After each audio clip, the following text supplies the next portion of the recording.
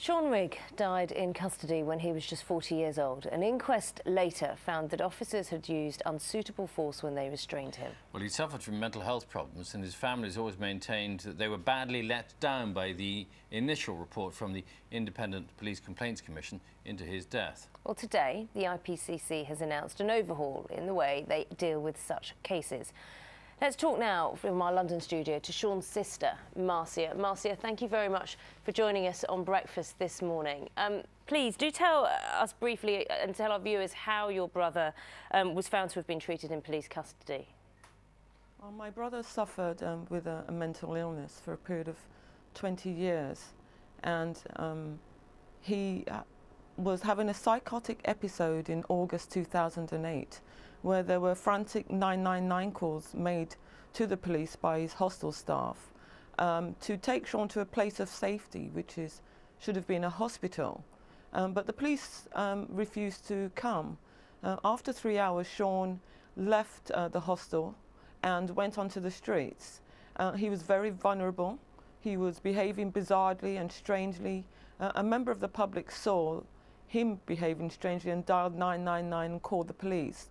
When the police arrived, he was restrained in the prone position for at least 8 minutes and had become very unwell on top of his mental illness. He was put in the back of a police vehicle, driven to Brixton Police Station, where he was kept at the back of a police vehicle for 11 minutes before he had been removed in a collapsed state.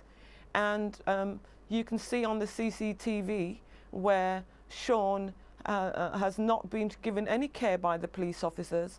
They failed to recognise his mental illness, apparently, and he dies at their feet, where he was not treated with any care and treated more like a dog, really. And we were very concerned by the way the IPCC had investigated and interpreted the officers' actions. And their report in 2010 found that the officers did absolutely nothing wrong.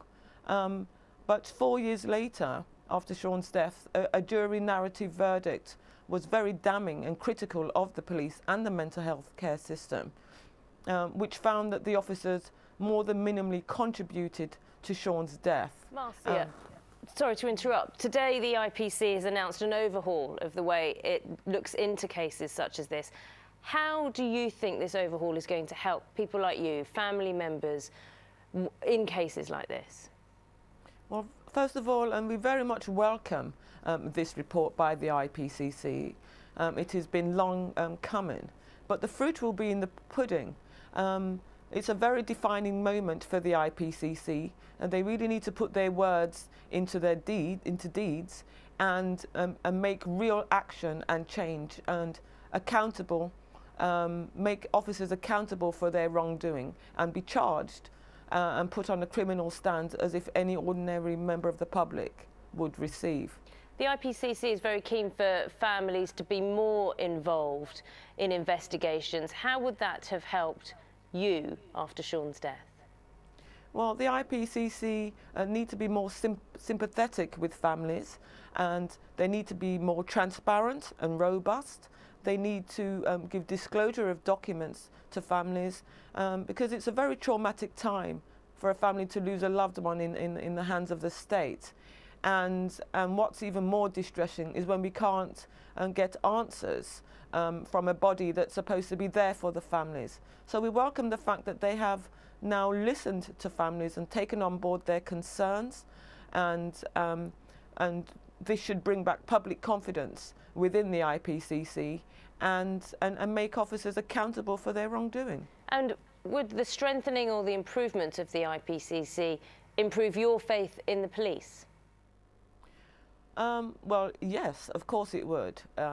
There is no faith in the police by the community, particularly in the black community, and we believe that there is institutional corruption within the police, and the police need to be brought to book.